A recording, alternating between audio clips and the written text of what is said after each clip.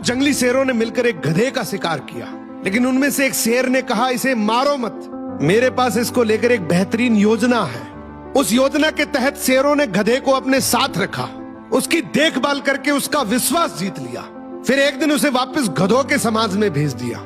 पर इस बार वो गधा एक गधे की तरह नहीं, बल्कि वो एक शेर के समान गधों का राजा बनकर वापस आया था, जिसके पीछे सभी शेरों का साथ था। इसलिए बाकी सारे गधे इससे डरने लगे और उसके खिलाफ बोलने से कतराने लगे। अब शेर जब जब उस गधों के झुंड को देखने आते, ये गधा अपने ही समुदाय के गधे को शेरों को खाने के लिए दे देता। ये गधा गधों के बीच तो एक शेर जितना ताकतवर बन गया था, लेकिन शेरों के बीच वो अब भी एक गधा ही था। ये अपने जैसों पर तो राज करता था, लेकिन ये एक ऐसी ताकत से जुड़ा हुआ था जिससे वो बचकर भाग नहीं सकता था।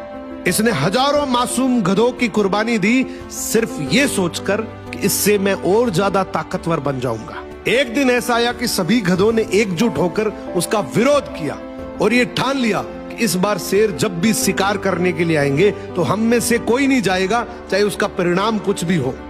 अगले दिन जब शेर आए तो ये गधा अकेला ही खड़ा था, इसके पास कोई दूसरा झुंड नहीं था।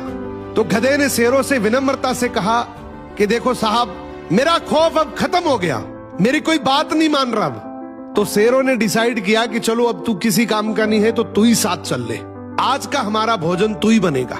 इस तरीके से आखिर में इस गधे का भी शिकार हो गया।